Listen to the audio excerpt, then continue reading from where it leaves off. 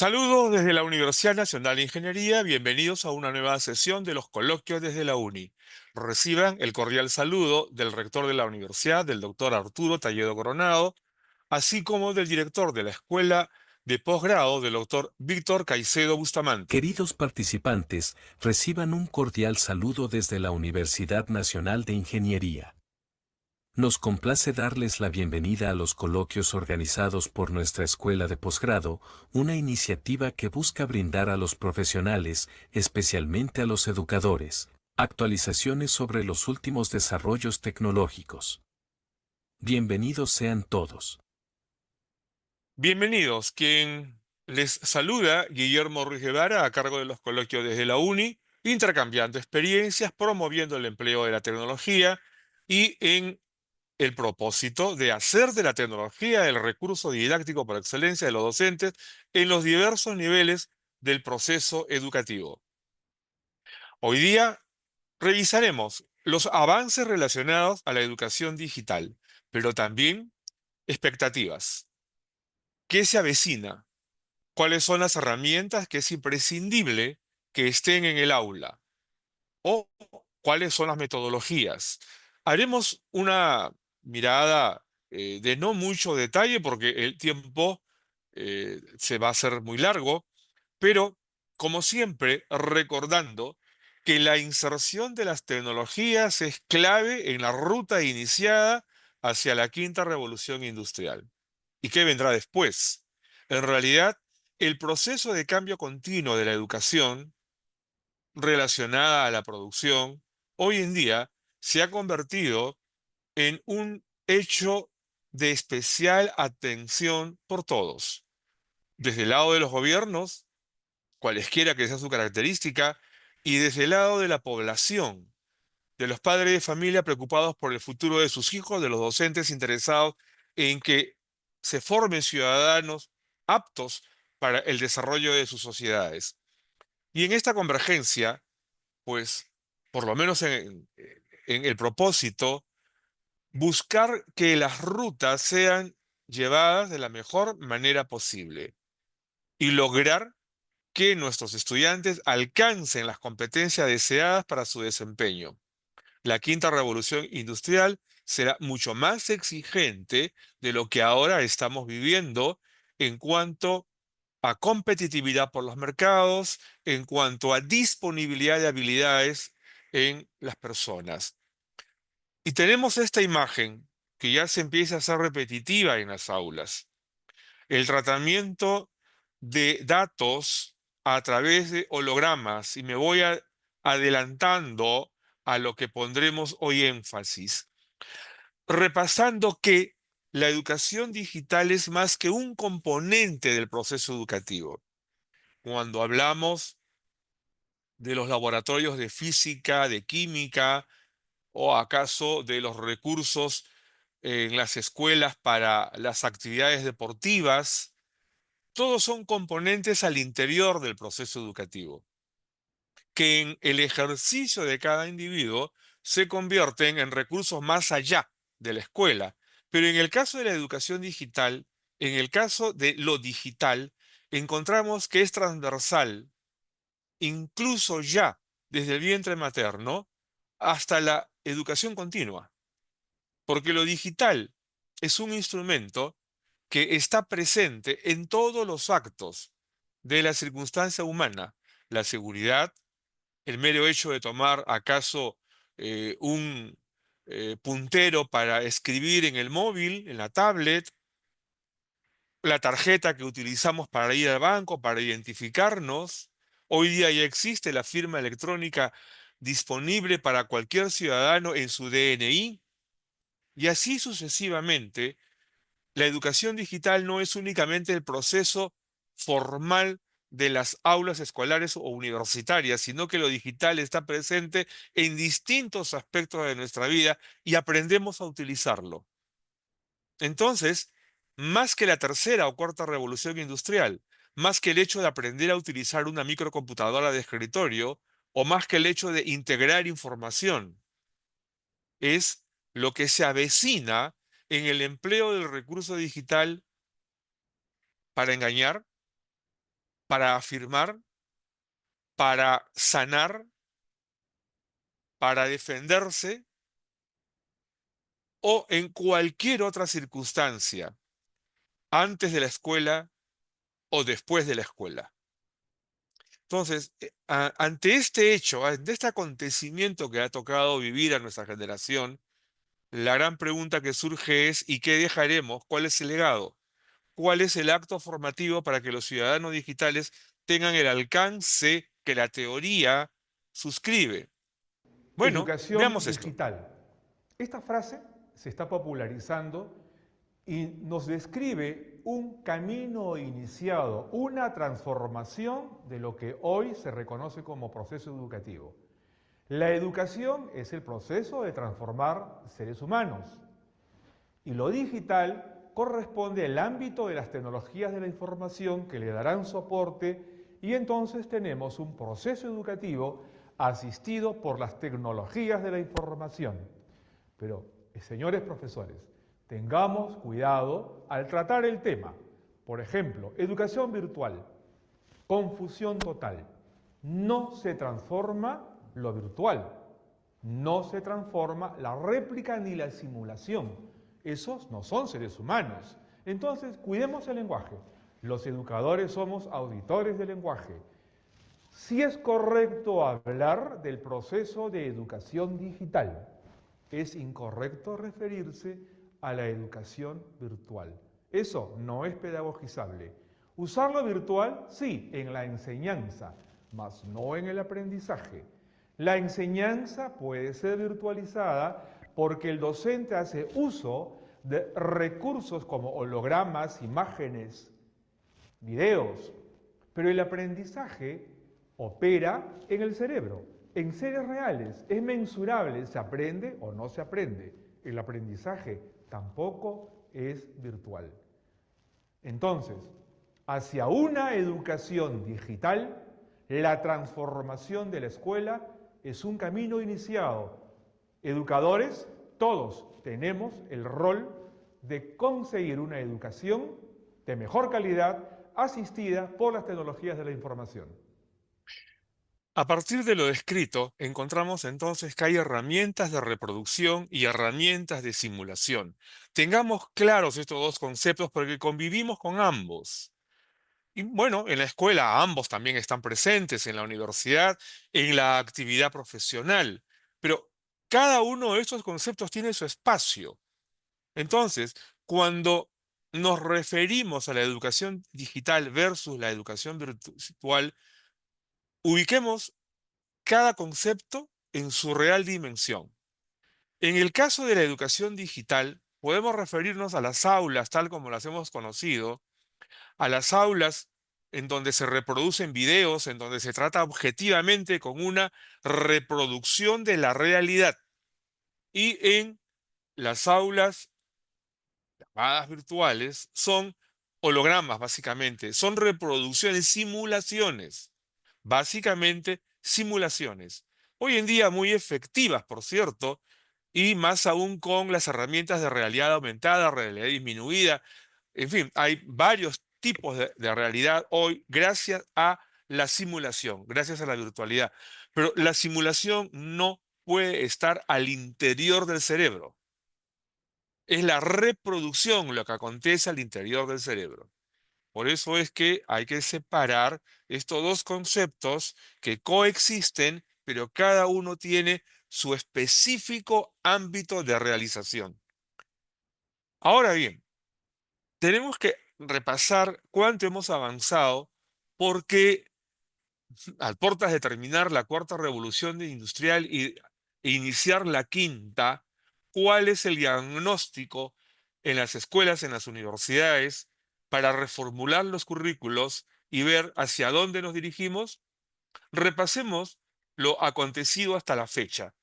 Y vamos a tomar el año 84 porque fue el año en que aparecieron las microcomputadoras y es el año, en el caso peruano, también en Argentina, por cierto, y en la gran mayoría de los países de la región, es el año en el que ingresan las primeras microcomputadoras a las aulas. Y fueron las aulas escolares, las primeras, no fueron las universidades. En el caso peruano fue el Colegio Reina de Los Ángeles, La Molina. Fue el primer colegio que instaló computadoras portátiles de aquella época. Y en aquella época aparece en el caso peruano un proyecto denominado Módulos Educativos de Cómputo que impulsaba el Ministerio de Educación. Aparecieron variedades de equipos de cómputo, algunos compatibles, otros no, pero se inició la gran marcha por la computarización de las aulas, así se hablaba en ese momento, hasta que apareció el concepto de informática educativa. Bueno, los educadores sabemos que hay frases que se utilizan para identificar determinadas actividades, porque la informática por sí misma no es educativa, menos la computación, son herramientas, como tampoco la biología, que es una ciencia, por sí misma es educativa, ¿no? No podemos hablar de biología educativa, pero sí podemos hablar del curso de biología, del curso de informática o del curso de computación. Lo cierto es que en el año 1984 acontece esta gran irrupción de las computadoras y llegaron para quedarse en las aulas, en las oficinas, en las fábricas. Las microcomputadoras cambiaron todo el concepto de desarrollo computacional que hasta para esa época estaba a cargo de las grandes computadoras, ¿no? De los grandes mainframe, mini computadoras, y las corporaciones colocaban estos equipos para las actividades bancarias, industriales, las grandes empresas. Una microempresa no podía darse el lujo de tener uno de esos equipos que eran muy costosos. Y aparece luego, para el caso peruano, el proyecto Huascarán, el año 2000.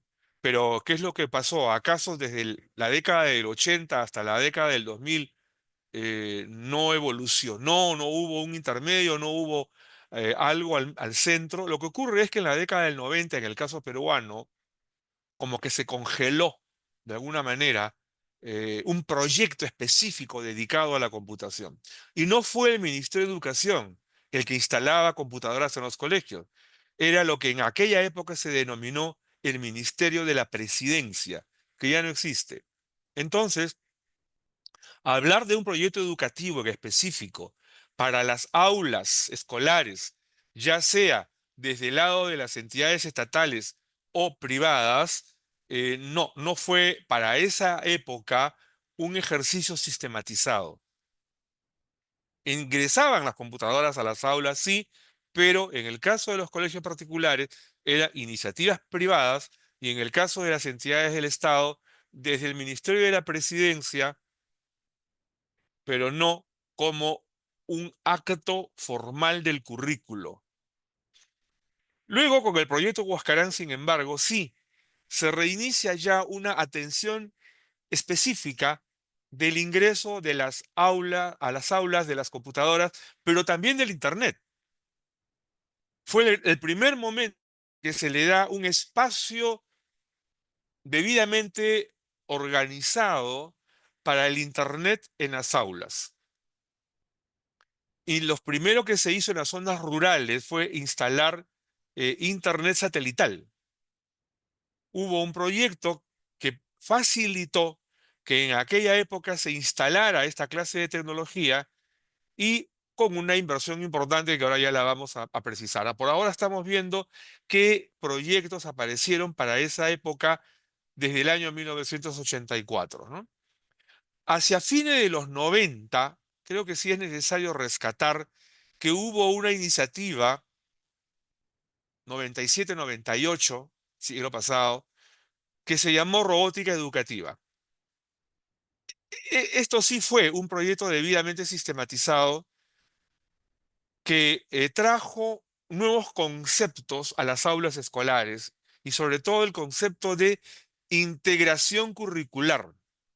Es decir, ya no era matemática por un lado, o por otro lado física, y por otro lado lenguaje, y por otro lado historia, sino que fue posible integrar el currículo en base a una determinada actividad que era la robótica, que eran los robots, porque aquí intervenían contenidos de matemática, de programación de computadoras, de física, y en el ámbito de la física, de electricidad, de electrónica, óptica, y en el lado del lenguaje, comunicar con precisión el contenido de la experiencia.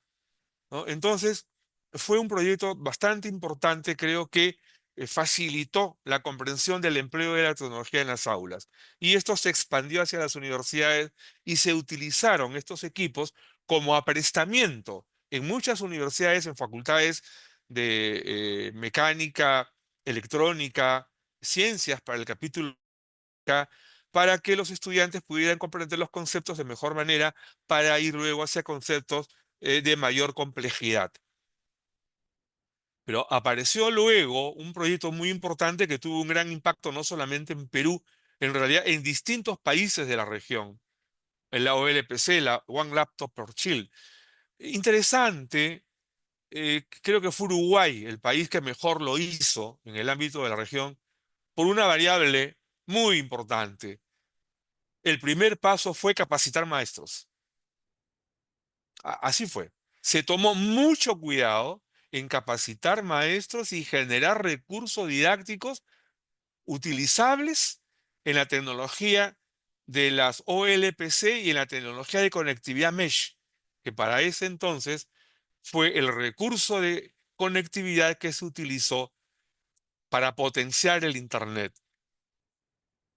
Y luego, ya más acá, a partir del año 2015, para el caso peruano, se acepta un nuevo concepto en el ámbito de lo que era el desarrollo de tecnologías para las escuelas, específicamente microcomputación, robótica, internet, que fue el de innovación y creatividad, así se llama. Y este es el logo Tecnotic que utiliza el Ministerio de Educación de Perú. He notado que en otros países han hecho algo similar. Entonces ya no se privilegia al equipo, sino al proceso. Y es un buen paso. En efecto, así debió ser siempre, pero bueno, hemos aprendido en el camino, prueba y error, y ahora, no solamente en el caso peruano, sino en general, en todos los países del planeta, se entendió que el proceso educativo no empieza en la computadora, sino que ha de llegar a la computadora y al Internet con habilidades específicas, capacidades específicas, para luego ir al desarrollo de la competencia digital. Entonces, esto que ocurrió desde el año 1984, 40 años de microcomputación en las aulas, 41 para este año, ha significado también millones, millones de dólares. Y repasemos esto, es importante, y lo voy a explicar al final de lo que en este slide se presenta. Desde el año 1984, en dólares, ¿qué han significado estos proyectos y qué ha impactado en inversión en las aulas privadas y en las aulas estatales? Lo vamos a ver ahora, tanto para el proyecto Módulos Educativos de Cómputo, Robótica Educativa, el proyecto Huascarán, OLPC y lo que ahora reconocemos como innovación y creatividad. Millones de dólares. Vamos a ver. Veamos el primer paso. A partir de la década del 80, del 84, como ya hemos visto, para ese periodo de la década del 80, las escuelas privadas invirtieron aproximadamente 50 millones de dólares.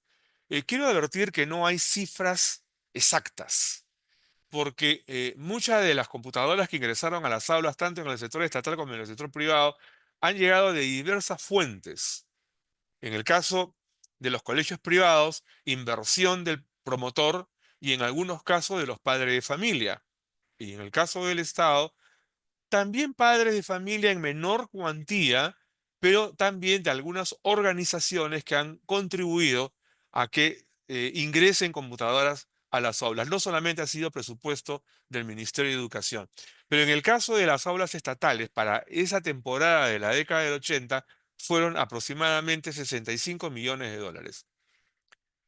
En el caso de la robótica, en la década del 90, hacia fines de los 90, y sumando otros componentes de la década del 90, porque ya se citó que el Ministerio de la Presidencia era quien entregaba las computadoras al sector de educación, aproximadamente en el sector estatal han sido 125 millones de dólares y en el sector privado, siempre en el esfuerzo de las escuelas privadas, una década que además tuvo un clima un poco complicado de inversión.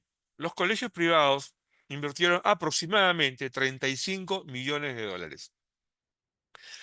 Hasta que ya a comienzo de este siglo y a partir del 2002, que el proyecto Huascarán toma vida, el Estado invirtió aproximadamente 250 millones de dólares, pero acontece una explosión en las escuelas privadas que no solamente fueron computadoras, internet, sino también otras tecnologías que complementariamente se empezaron a utilizar. En el ámbito de los colegios privados hay una curva ascendente entonces de inversión en computadoras para las escuelas. En estos montos no se está incluyendo la inversión de las universidades.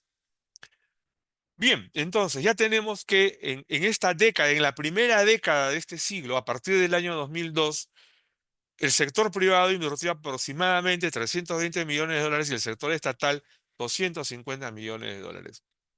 El proyecto OLPC, en la década del año 2010, en el segundo gobierno del presidente Alan García, eh, en la cifra que hemos encontrado de aproximadamente 44 millones de dólares, eh, no tuvo mayor impacto en el sector privado. Los colegios privados no se involucraron. Algunos, muy pocos, pero no significativo, entonces, participaron de este proyecto de OLPC. Pero sí hubo inversión en computadoras de otros modelos y eso lo hemos sumado en el siguiente periodo, a partir de la década, o perdón, del año 2015.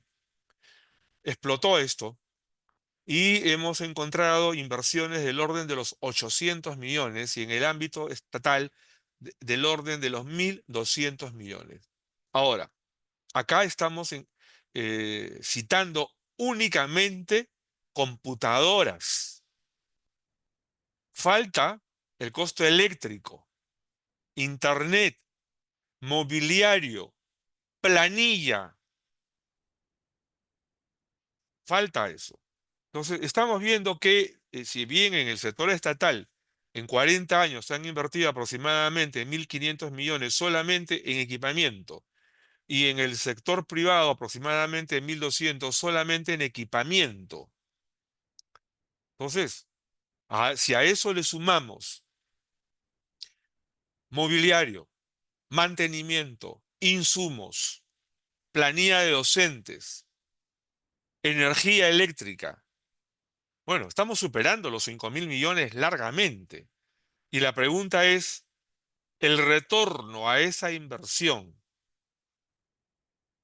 está debidamente medido respecto a la eficiencia del proceso educativo? O sea, tenemos ciudadanos con mayores competencias, con una inversión tan significativa. Si esta misma pregunta la hacemos en Japón, en Alemania, en otros países, la respuesta del retorno sí está medida. Y en varios de esos países han hecho modificaciones importantes entendiéndose que la computadora no era el todo, ¿no? Que la computadora no es la solución. La solución son los modelos metodológicos. Por lo tanto, la solución es la mejor formación de maestros.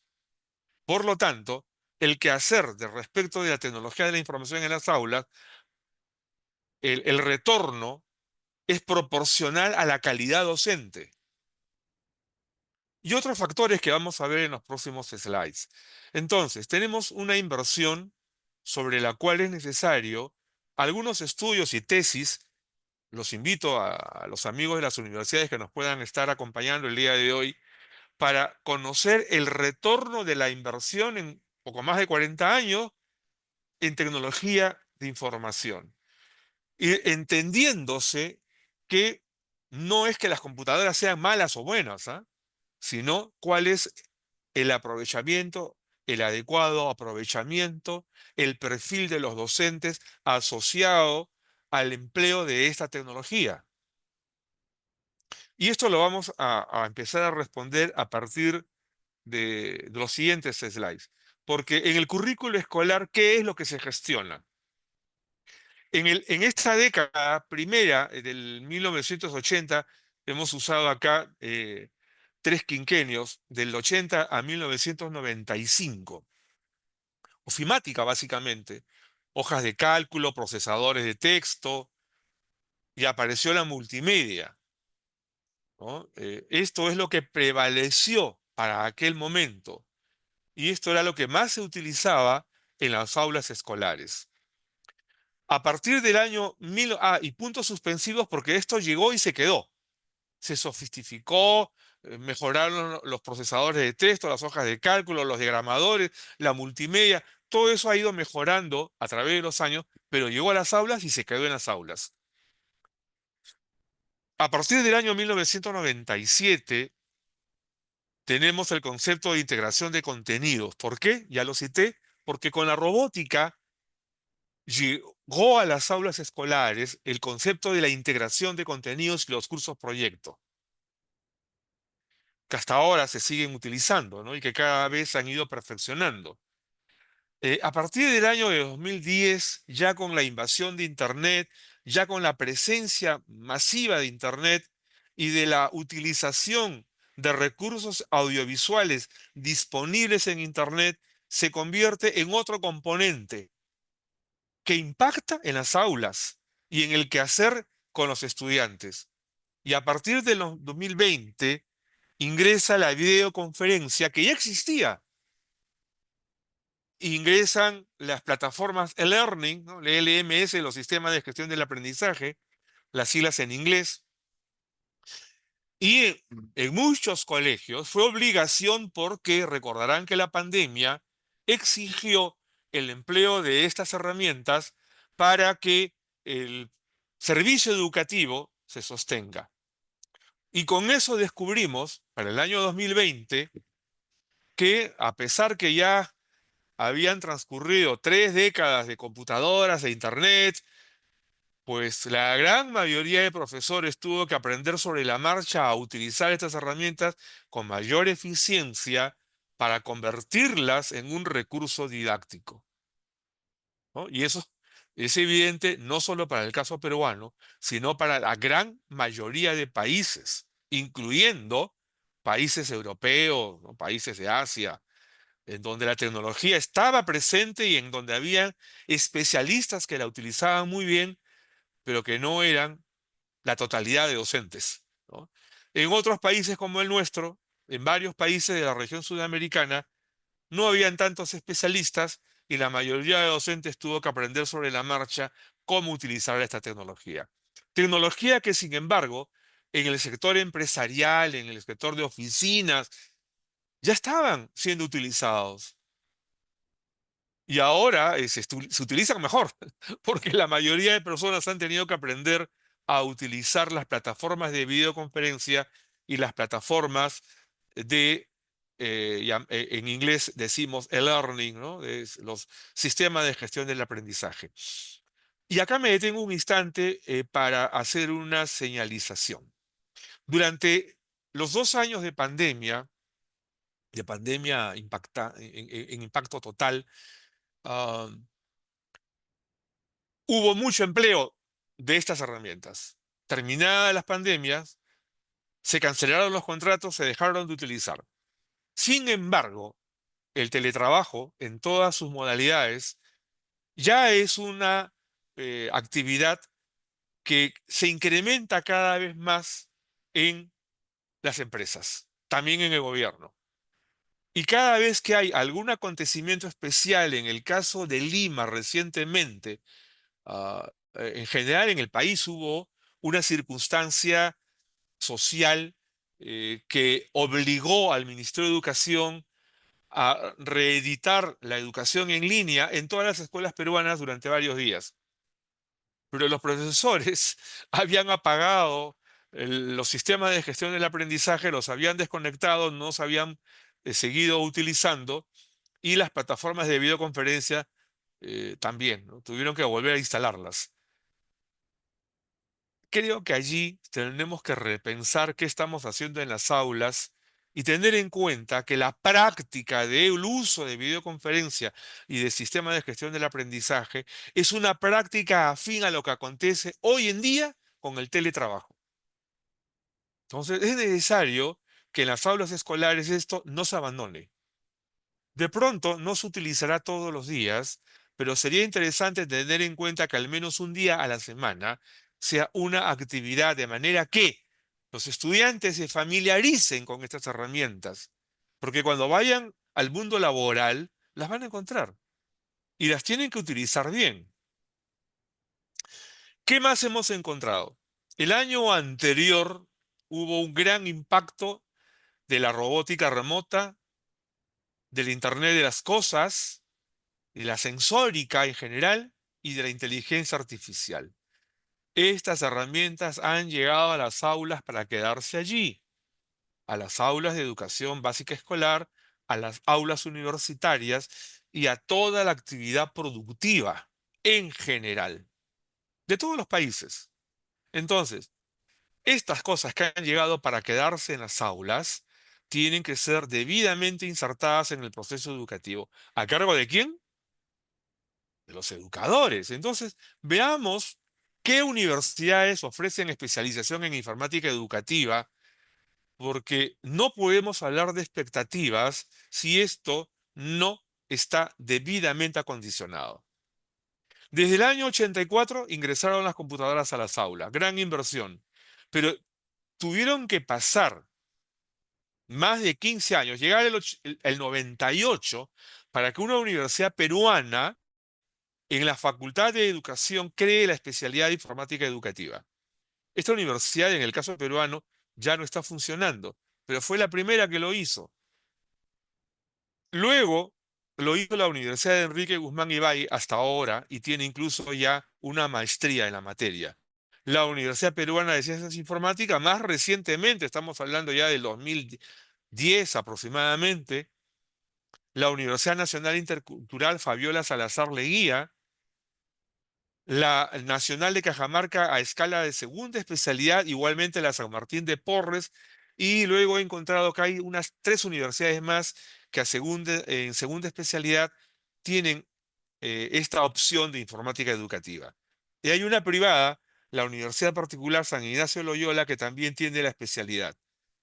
En el caso de esta universidad, porque lograron atraer a un público muy importante aplicando el programa de becas del Estado. Entonces captan una cantidad importante de estudiantes que vienen a la especialidad educativa, ¿no? A la especialidad en la Facultad de Educación de Informática, profesores de informática educativa.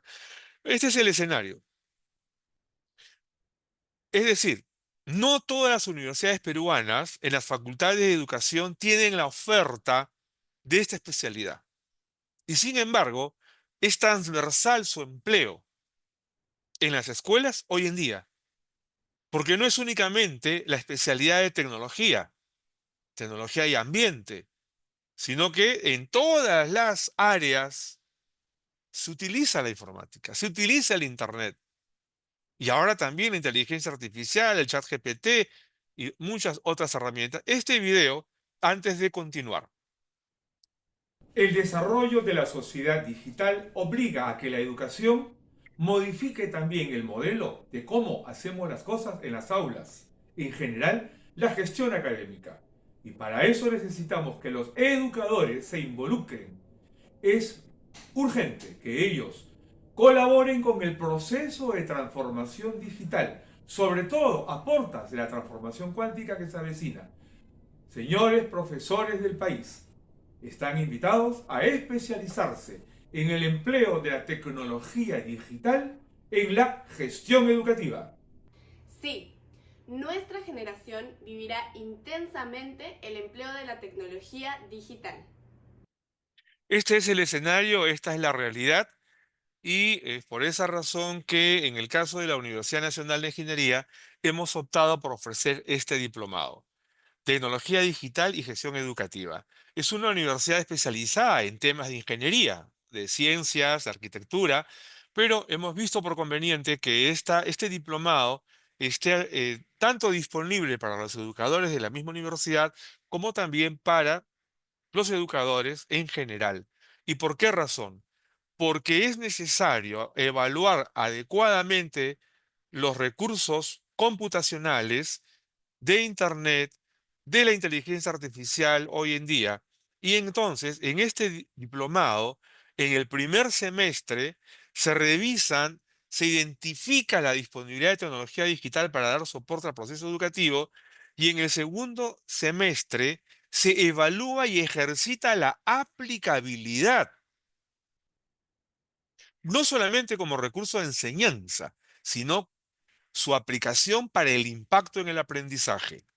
De manera que al término, el participante opta el diplomado en tecnología digital y gestión educativa, entendiéndose que estamos hablando en el caso de tecnología digital de equipamiento, aplicaciones, conectividad, y en el ámbito de la gestión educativa corresponde a modelos. Esta es una práctica novedosa. La gestión educativa basada en modelos que hacen de la tecnología digital el recurso imprescindible para la mejora continua en base a una evaluación continua, una evaluación que es parte del proceso, modelos asistidos por procesos, de manera que los logros estén debidamente definidos y que los procesos deben incluir hoy en día el de analítica predictiva en función del producto educativo y responder a la pregunta: ¿en qué servirá esta promoción de egresados al país? ¿En qué servirá y en cuánto eh, eh, tendrán una performance adecuada estos egresados de quinto de secundaria en el mundo de la educación superior? ¿En cuánto servirá o tendrán una participación eficiente los egresados de sexto grado de primaria en la educación secundaria? Estas preguntas las tenemos que responder y no solamente emitir actas de defunción. Porque hoy en día la escuela, la universidad, también todavía suscribe actas que identifican el pasado, la nota. No, esto tiene que modificarse. Ya lo están haciendo varios países. Tenemos que responder a la pregunta: esta promoción, ¿qué competencias tiene para el modelo productivo del país, de la región y las actividades sociales en general? Porque no es únicamente conocimientos, sino intelectualidad, emocionalidad, motricidad.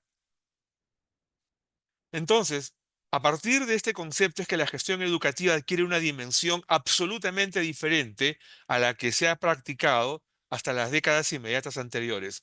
Modelos, procesos y logros asistidos por la tecnología digital, con un grupo de docentes expertos en educación digital que incluye un abogado que trata el tema de la regulación, porque en una escuela hoy en día tienen que cumplirse con las leyes de protección de datos, de privacidad de datos, de seguridad de datos. La ley lo dice. Y también la circunstancia que vivimos, en donde la seguridad ante los ciberataques es esencial en todas las instancias organizacionales. Vean ustedes esta imagen, por favor, un momento. Al centro está la docente. Está su imagen, no está ella. Es un aula donde hay alumnos reales, pero la docente es un holograma. Está ella en algún lugar y ha transmitido su imagen en base a tecnología láser. Es un holograma, luces, y alumnos de la misma aula utilizan computadoras que también ya gestionan hologramas. Esto ya está sucediendo. En el aula hay un grupo de alumnos físicamente instalados, pero a través de la plataforma de videoconferencia hay otros alumnos de manera remota. Y en el aula acontece que también pueden revisar imágenes y hacer estudios de morfología, orografía, de paisajes, de territorios, podrían ser plantas, animales, experiencias de física, en fin. Esto ya está sucediendo. Esto es lo que hoy ya ocurre. La educación en función del modelo productivo, el modelo educativo en función del modelo productivo, pero no después o detrás, sino en paralelo, viendo siempre qué es lo que se necesita en el país para formar al ciudadano ad hoc. Esto que estamos observando en pantalla en este momento es la organización del aula con tecnología multicanal, multimodal y presencial remoto. El concepto presencial no es diferente eh, de lo digital, ¿no? En el sentido del acontecimiento del momento en que el docente se dirige al estudiantado. Porque él está en holograma, la profesora. Tiene un grupo de estudiantes allí en el aula física, pero otro grupo de estudiantes están en tiempo real, están en el mismo instante, como ustedes ahora respecto del ponente. Estamos en tiempo real, estamos en presencial remoto.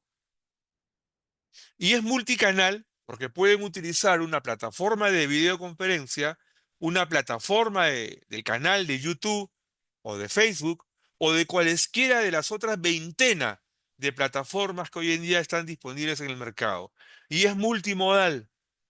Usa un modelo metodológico que, en el cual se involucran, convergen distintas características en el proceso de enseñanza como en el proceso de aprendizaje. Esto que ya es una realidad, hoy en día acontece en los hospitales, en donde la actualización de los médicos se utiliza mediante este tipo de ambientes, multimodal y multicanal. En las fábricas, en distintas instancias de la producción, hoy en día se utilizan estas modalidades: multicanal, multimodal, presencial remoto, presencial físico.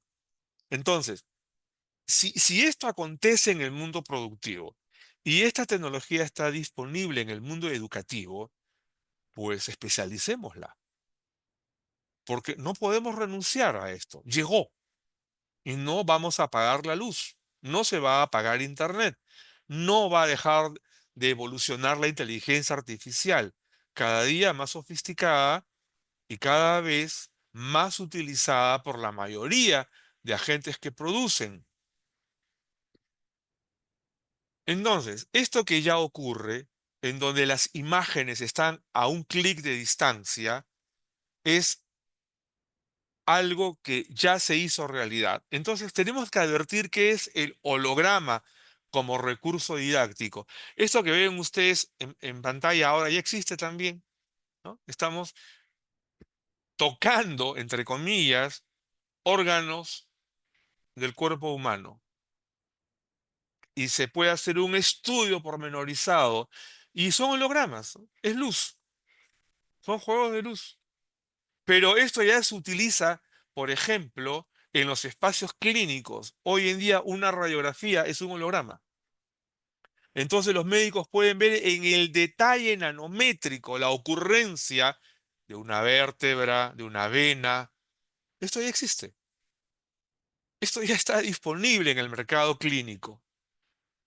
Y también, como lo hemos visto en el slide anterior, está disponible para que los escolares ya identifiquen ese tipo de tecnología y estudien la anatomía humana o la anatomía de cualquier espécimen utilizando hologramas.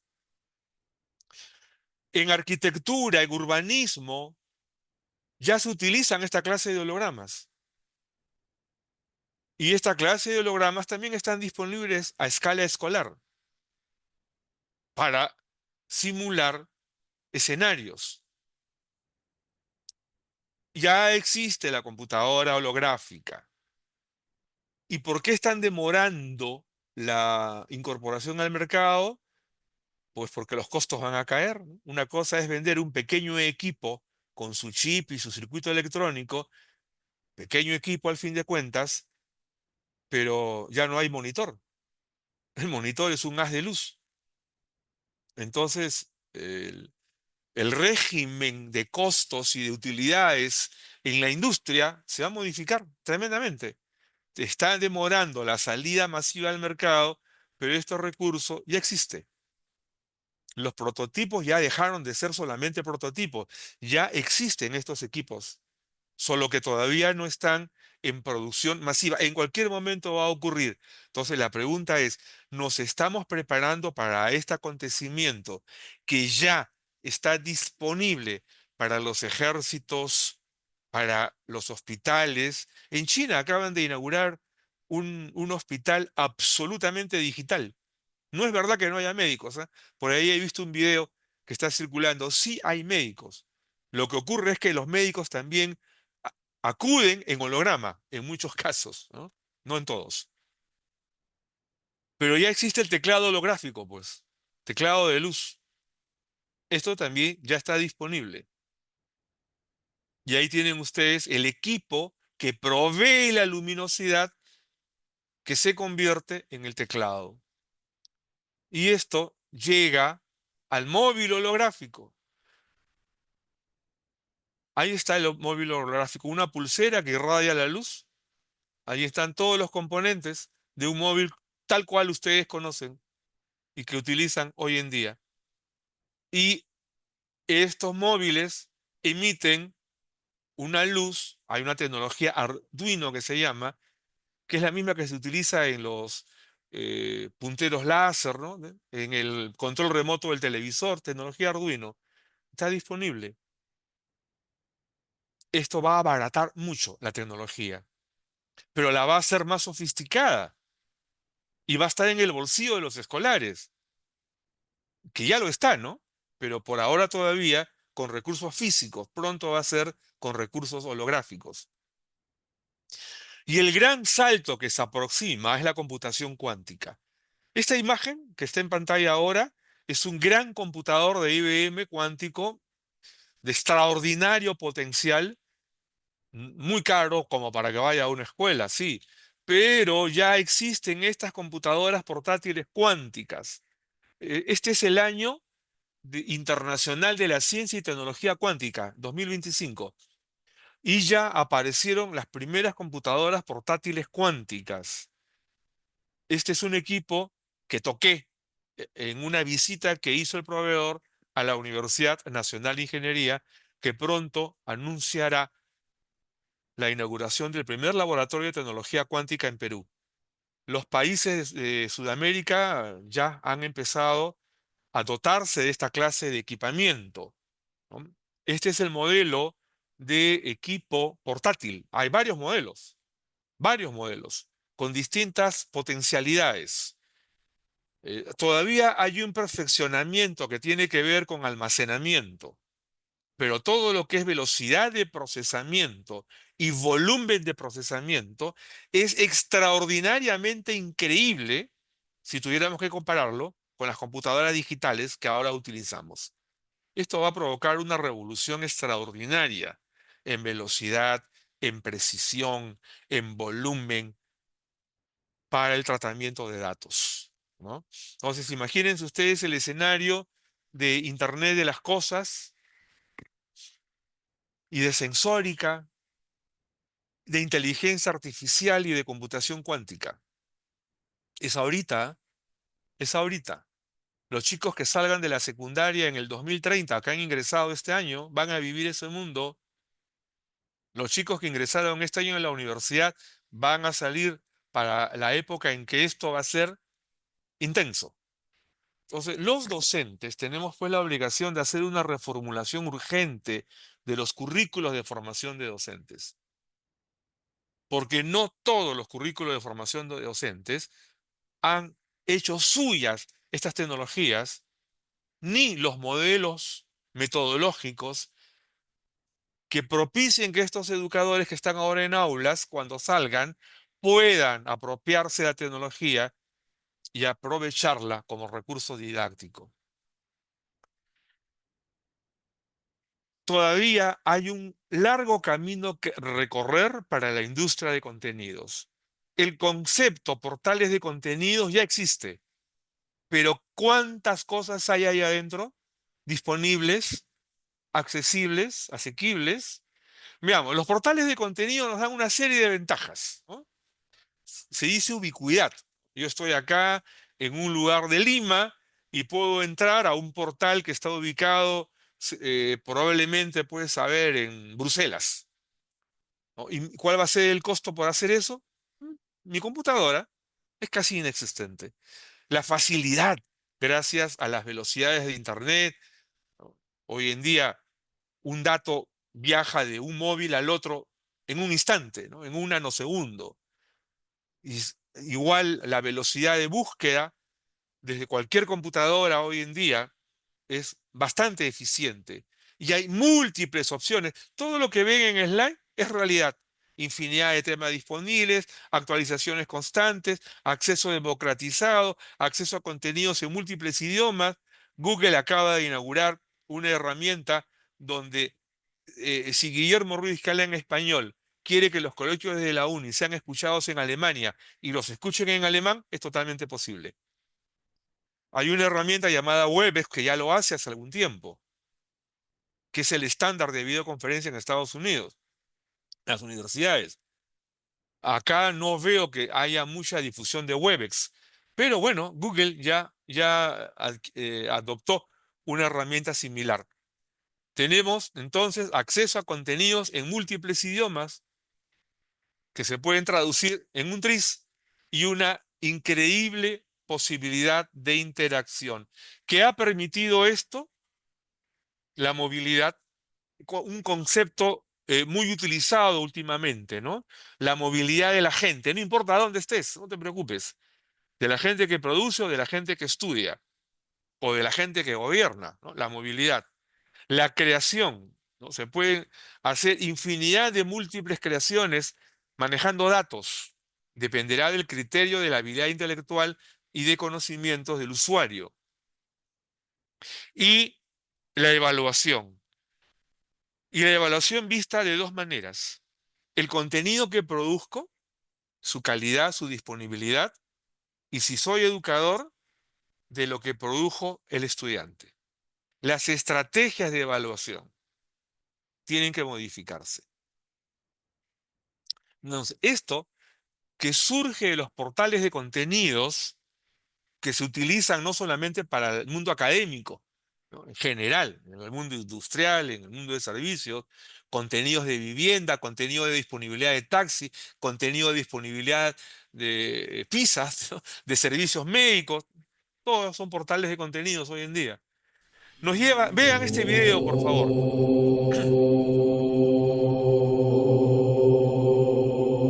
Restaurantes, ¿acaso plexores de Google o grandes dimensiones? Todas las herramientas de Internet.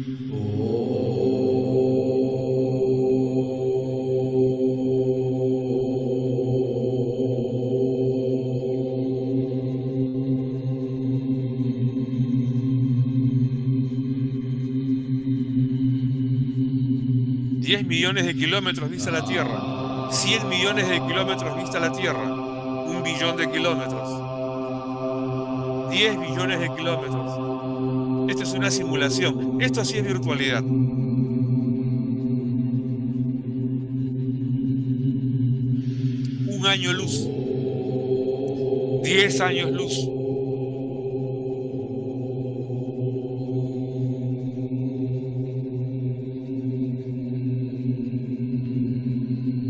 10.000 años luz, 100.000 años luz.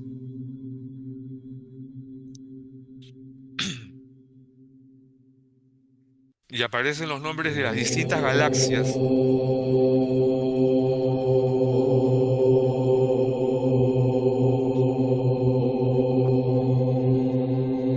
Regresemos.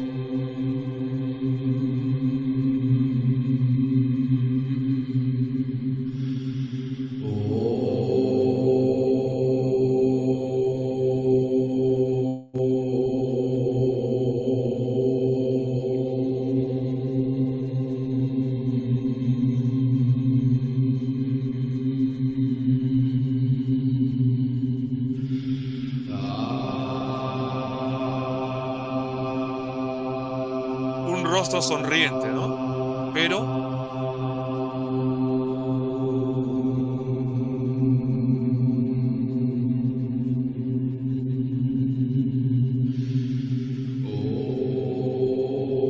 ingreso al ojo humano hasta el DNA, 10 nanómetros,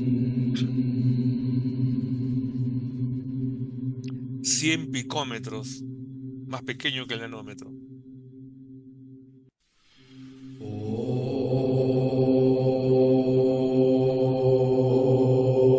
Núcleo atómico.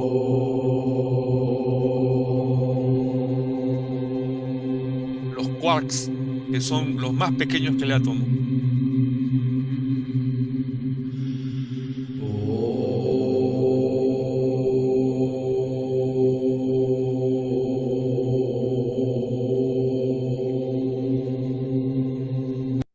Ujú. Esto que acaban de ver, un contenido maravilloso que nos conduce no solo a la curiosidad y despierta el espíritu de indagación, sino que nos describe mucha de la fenomenología cósmica y del interior del ser humano. Lo he puesto a propósito porque es necesario revisar desde el lado de los académicos, de los educadores de todos los niveles, qué contenidos estamos produciendo, qué estamos dándoles a los estudiantes para que se preparen a este nuevo escenario en el cual ellos van a competir. Y entonces voy a hacer un repaso lleno de sugerencias respecto a los contenidos educativos. Ustedes me dirán, ¿eso es una danza? Sí, claro. Entonces la pregunta es, ¿cuántas danzas están debidamente estudiadas ubicando su cultura, su vestimenta, su ubicación geográfica? O sea, de qué pueblo proviene esta danza? Y en ese pueblo, ¿cómo se alimentan? ¿Cuál es el clima? ¿Qué producen? ¿Cuál es su relación con los ríos, con los lagos, con las temperaturas? Si ese estudio se hiciera a partir de una danza, y además se practica la danza, estamos creando un ambiente de relación con el conocimiento, con la inteligencia, con la motricidad al danzar y con la solución de casos al descubrir fenomenología cultural en donde los estudiantes son actores. Esto da lugar a un proyecto de producción de contenidos. Perú tiene más de 1.600 danzas identificadas, pero no hay ningún portal en donde estén esas danzas asociadas a todo lo que acabo de describir. Ubicación geográfica, historia, cultura, geografía, producción, ambiente, clima, distancia, recursos de habitabilidad. O sea, esa estrategia metodológica tampoco veo que se practique. Y no las tenemos. La India ya empezó a hacerlo. Japón ya empezó a hacerlo. China ya empezó a hacerlo. ¿Nosotros cuándo? Pero tenemos también esto otro. Cité paisajes. Pero al estudiar un paisaje hay mucho de historia y de geografía asociada, pero también mucho de disponibilidad de recursos turísticos quizá, industriales quizá,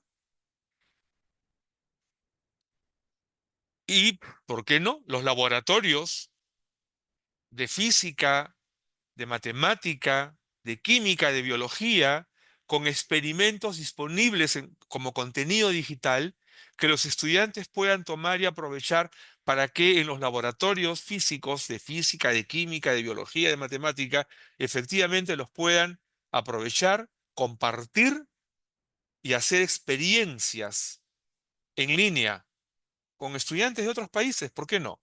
Lo están haciendo, ya en Europa.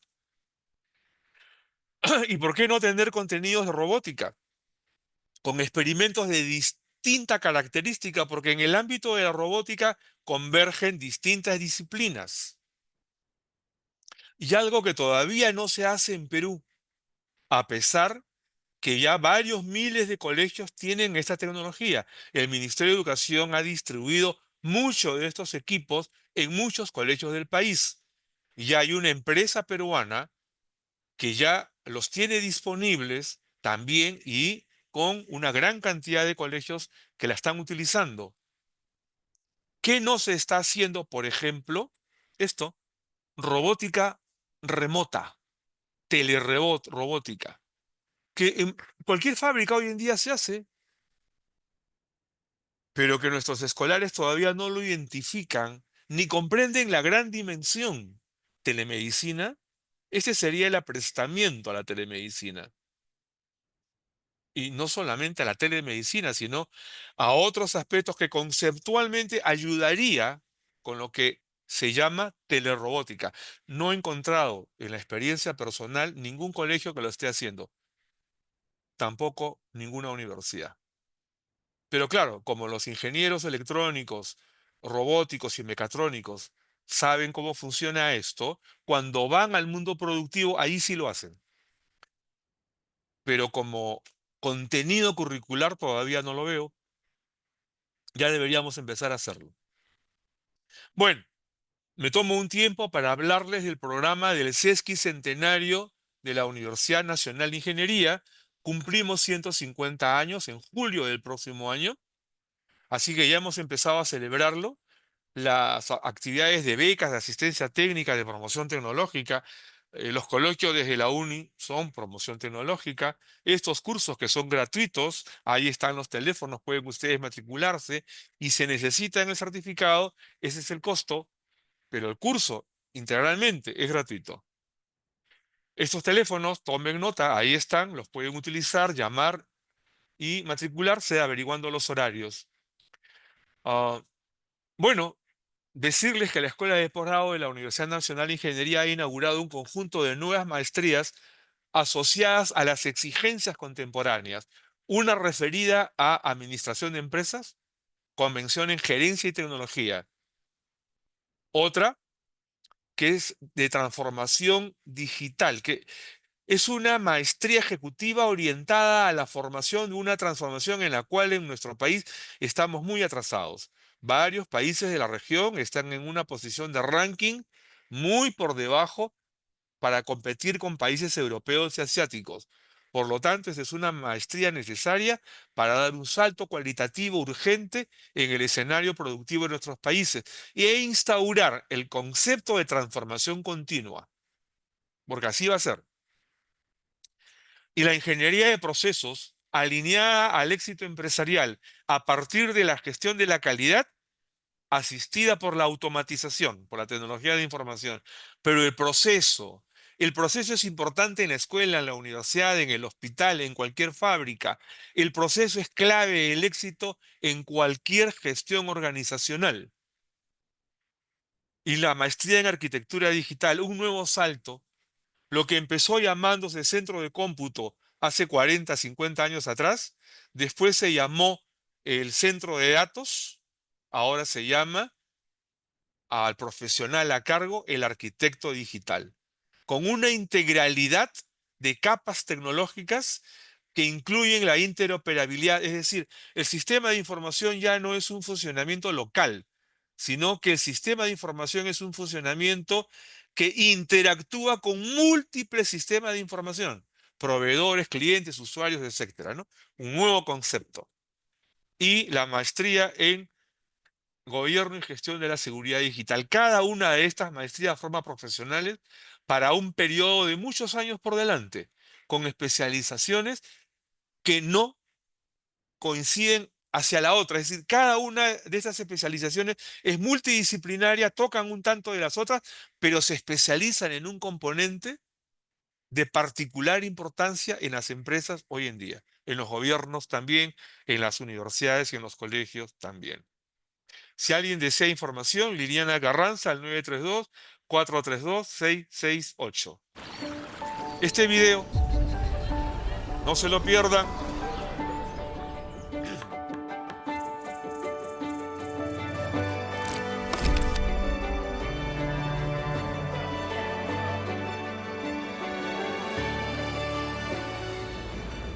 El Premio Sayeda a la Sostenibilidad invita a pequeñas y medianas empresas organizaciones sin fines de lucro y escuelas secundarias a presentar sus proyectos de innovación en las categorías salud, alimentos, energía, agua, acción por el clima y escuelas secundarias globales. El galardón pionero de los Emiratos Árabes Unidos otorgará $1 millón a los ganadores de cada categoría organizacional, mientras que los ganadores de la categoría Escuelas Secundarias Globales podrán recibir hasta $150.000 para implementar o expandir aún más su proyecto. Las inscripciones estarán abiertas hasta el 23 de junio. Postúlate y entérate más sobre el premio en www.sayedsustainabilityprize.com. Recomiendo participar en este concurso. Las tecnologías hoy en día están asociadas también al desarrollo, concepto en el cual tenemos que prestar a nuestros estudiantes. Voy a invitar a Sonia Ramos. Explícanos algo más del premio Sayed. Por favor, Sonia, adelante. Tu micrófono.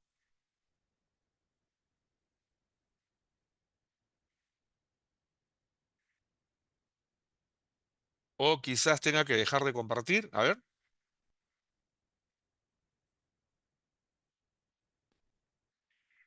El micrófono de Sonia Ramos, por favor.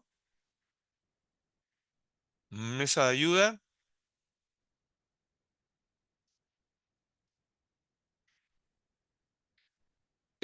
Eh, el micrófono de Sonia no se te escucha.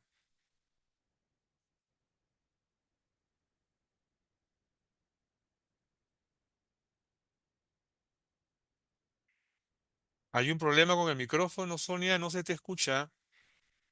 Tienes que activarlo. Ahora Listo. sí,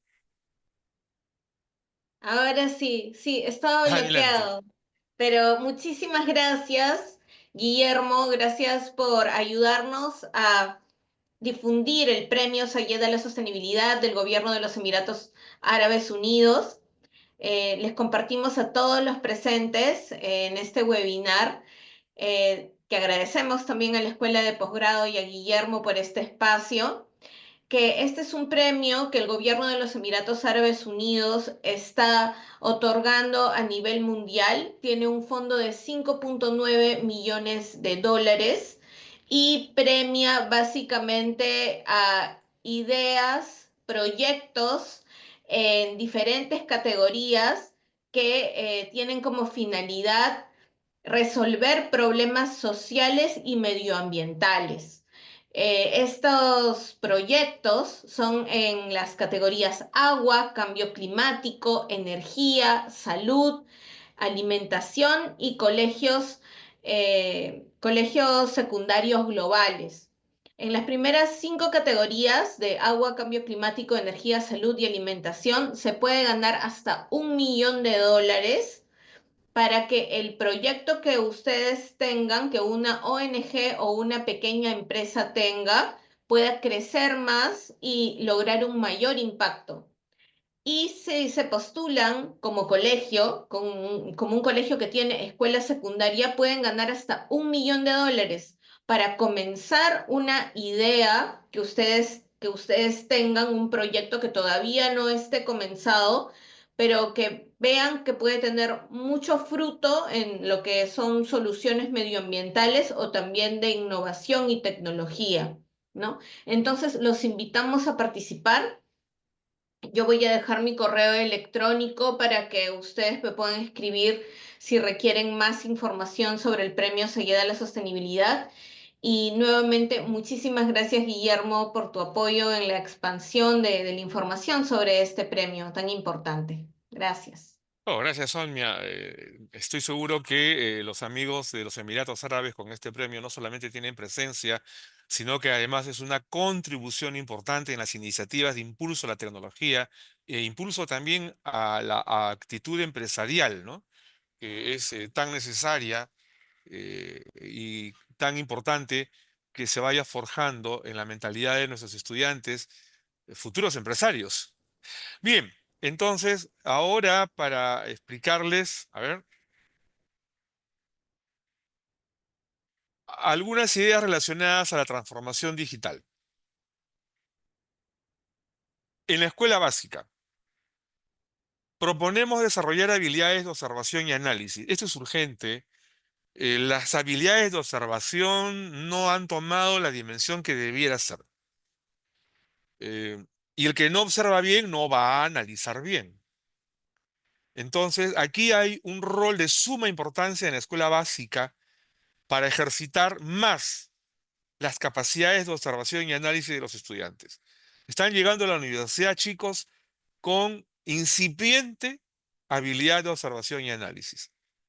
Educar en la matematización del pensamiento. El secreto no está en las técnicas operativas. La matematización del pensamiento, idealizar, interpretar, organizar a partir justamente de la observación y el análisis además identificar el mundo que nos rodea cualitativa y cuantitativamente es más importante que las técnicas operativas. No todos los egresados de la universidad ni de la escuela básica van a ser matemáticos en el sentido riguroso de la técnica operativa, del algoritmo, de la complejidad del algoritmo, ¿no? Pero sí todos tienen que observar, analizar, interpretar, organizar cualitativa y cuantitativamente todo lo que les rodea. Y formar en la competencia digital. Y se va a reiterar en un próximo slide ahora mismo, pero la competencia digital entendida como el aprestamiento a la competencia cuántica. Entendamos también que en educación superior se nos exige ahora desarrollar potencialidades de análisis complejo, pero para eso necesitamos que Básica Regular nos dé estudiantes con sólidas habilidades de análisis para llevar al análisis complejo multidimensional a los estudiantes de educación superior, no solamente a los de ingeniería, también a los de medicina, a los de derecho, a los de administración, a los de economía, porque así lo exige el mundo inmediato al cual vamos a dar un salto inexorable con la computación cuántica o con la inteligencia artificial y fortalecer el análisis predictivo. Por eso ustedes verán en Internet, en todos los medios, mucha propaganda de analítica predictiva. ¿Por qué?